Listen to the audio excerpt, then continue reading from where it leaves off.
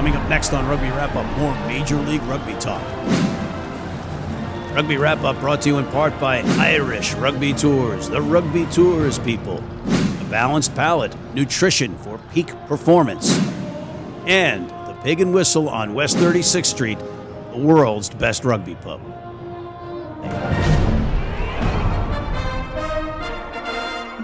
Hey everybody, welcome back to Rugby Wrap-Up. Matt McCarthy and Steve Lewis at the Fantasy Sports Network, Studio 34 in Midtown Manhattan, talking rugby. And Steven, before we start talking rugby, I want to welcome you, sir. I know that you jumped through hoops, planes, trains, and automobiles to get here from Las Vegas.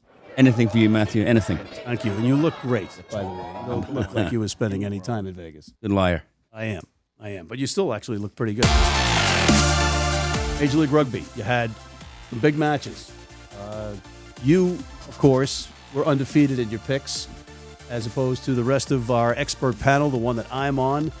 None of us went undefeated, but you have done it again, and you are 2 games ahead of the best, which is a tie with Pat Clifton and Alex Corbacero, who was in that seat last week. He was also in Vegas. I also mentioned this to him that, he's trailing. Well, he's not trailing. He's second.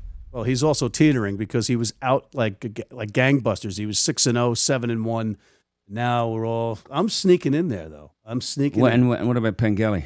Pengelly. Useless. Oof. Useless. He's the Italy. He's the wooden spoon. He is indeed.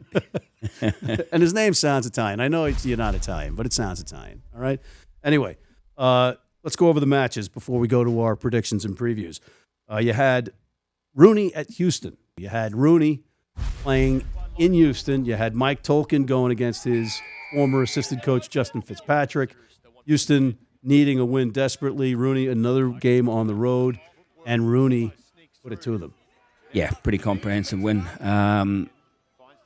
Saying it pretty much every week, but the Texas teams are struggling, and Houston at home, pumped. There's no other word for it, really. Yeah, it's tough sledding for them. You don't know what's going to happen in terms of perhaps coaching change or whether it's going to be up. What do you think the temperature is or the climate is on just out of the gate a new league? How many years or how much time do you give a coach and a squad to feel their way? Yeah, I think with a new league, I think year one should be pretty much safe. Everyone's learning. Possibly at the end of this year, if you were the GM or the owner, you would be looking at if you were unhappy and things were, it wasn't just results, but it was also performances and whether you were getting buy-in. I'm not saying anyone's there yet. Oh. I actually had an interesting conversation with the Austin owner, Richard Osborne, in Vegas. And, I was sort of tentatively bringing up, 0-5 start, and he was actually pretty relaxed, more relaxed than I thought. Just talking about a young team, wants to give them time. So other people may be more ruthless, so he's a nice guy. Those Austin Elite guys should appreciate that. Yeah, that's for sure. Can we get him as a partner on Rugby Wrap-Up? Yeah. If we keep saying nice things about him, yeah. I'm just waiting for the axe to drop on me, quite frankly. But getting back to the match itself, part-timers stepped up. You had a brace from Mr. Denise from the Garden State of New Jersey, Jim Denise, and also you had ironically, from the former mortician, you had a nail-in-the-coffin try from Derek Lipscomb. Very good, very good. Yeah. I like it. Yeah, and that really iced the match. Yeah, it was broken play and loose ball, and just Derek was... Don't diminish the returns of Mr. Right place, Mortician. Right time. Lipscomb, how dare you? How dare you? All right, but it was a good match, another good win for Rooney. Tough loss for Houston. They're going to have some questions they have to answer. Then you also had NOLA going into Utah, and this hot weather team who, everybody was like, can they play on the road? Can they win in the cold? They played in a blizzard. And not only did they win, but they won in the waning seconds or the waning moments of the match. More heartbreak for the Warriors. Despite a little backline shuffle, they put O'Malley back in the centers. They had the assistant coach playing fly half, but the same result, unfortunately. Yeah, similar to Texas teams, we thought Utah would struggle. They've actually been playing better than I thought, but they're not getting the results. So at home. Losing a close one that's one that slipped away for them. Conversely, for a team like New Orleans, this is quite a long season, 16-game regular season. And there's a lot to be said for momentum. When you squeak out a few wins, I'm not saying you didn't deserve it, but it could have gone either way, but you get the nod, and then another time, then your confidence builds, as a group. And the opposite is true. When you lose a few squeakers, it's tough. Then the other match, you had Toronto going into Glendale. Toronto starting all 8 games on the road, right? And because of weather, yet they go and play in a blizzard in Glendale, Colorado. And they get whitewashed. The first shutout of the season in the MLR. You got to wonder, okay, can't we play in a blizzard in Toronto? No, I would suggest that, it's Colorado, right? There's a lot of ski resorts there. So in Denver, they're pretty much prepared for weather. It's not freak. Are you saying that they're not prepared for weather in Toronto? No, they are, but it's different kind of weather. Toronto is Baltic. Toronto is freezing. So Glendale came out to a slow start this year. As you correctly point out, they're missing some key guys, the halfbacks. Davis McGee, also Hanko. But you always felt they would get their act together. You always felt, as you said, Dave Williams, experienced coach, good squad of players, good ownership group, good place. Everything's good about that franchise. And so it was a matter of time just before they start, cranking it up. So I think you'll see them pushing strongly from here on in.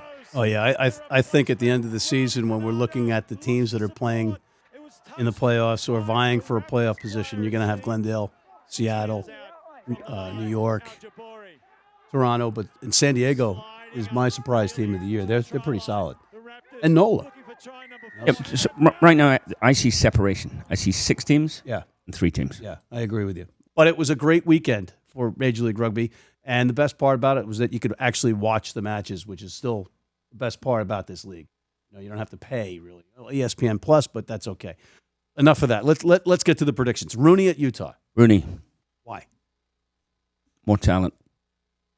More talent. Got a bit of confidence going. Utah under a little bit of pressure, as we said, not having eked out a victory. So I think Rooney will win again on the road. They seem to be coping with being on the road. Yeah, and getting back to that New Orleans match up in Utah, Alf Daniels, the coach of Utah, said, I'm pretty sure he said in the pregame that he had never experienced snow, or maybe it was that he had never experienced snow in rugby before. But you might want to think about that when you're hiring people. Okay, does this guy have experience coaching in X, Y, or Z? Right? I don't know. I'm still going for Rooney. I'm still going for Rooney. I'm going for Rooney by 15. Okay. So, yeah. Although the altitude could be a factor, and the latitude. Right. Saturday night, 2 matches involving the Texas teams. Austin going into Glendale does not get any easier for the elite. Glendale. By how much? I don't like doing the point spread differential, but it'll be convincing. It'll be convincing. Doesn't work with the bookmakers. It'll be convincing. All right, I agree with you. It's going to be convincing, and I'm going to say at least by 12. Then you've got the other match for the other Texas team, the snake-bit Texas team, the Houston SaberCats. They're going into Seattle. That's another tough one. Another home win. Another home win. Another home win. Going away with that win? Yeah. Okay. I would significant. I would agree. A significant victory. You don't want to quote a number. Not really. It's just. That's what bookmakers do. We're not bookmakers. We are. We're Yet. the MLR bookmakers. That's our new site, mlrbookmakers.com. Trademark.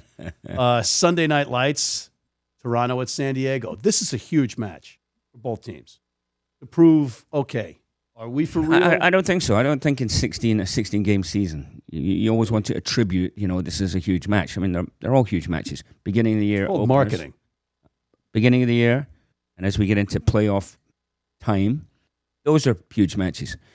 This particular one, San Diego at home, San Diego will win. Toronto are still shorn of their, 5-6. They're probably a team that's affected most by the ARC. Is it, 7 or 8 guys, I believe, in Canada. So they will struggle. They will go down there. I think San Diego will win, and I think we will see a stronger Toronto team in 2 weeks' time, and then moving forward. But another home win. All right, I can't agree with you. Away. I can't disagree with you more.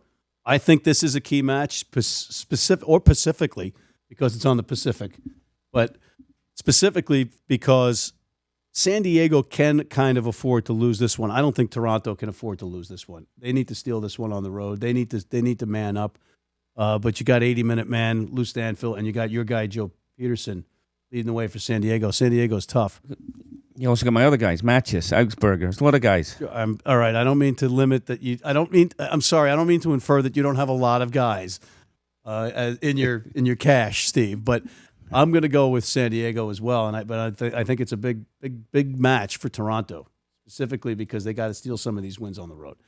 But on that note, my friend, we are out of time. But I just wanted one final comment.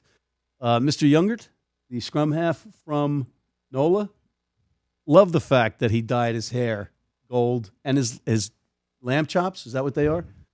Gold because of fine. And that's a cool thing that's going on in the MLR. You got Richie Walker having to paint his fingernails for forgetting a projector. You got the team's players. Matt Turner. Yeah. Matt Turner. There's a number of them. Late for a plane. That's a fine. That was a fine. It's great. I think it's great. Good stuff, Major League Rugby. And on that note, we are out of time. Thank you, Stephen. Thank you, Matthew. All right. On behalf of Mr. Steve Lewis, I'm Matt McCarthy for Rugby Wrap Up, signing off.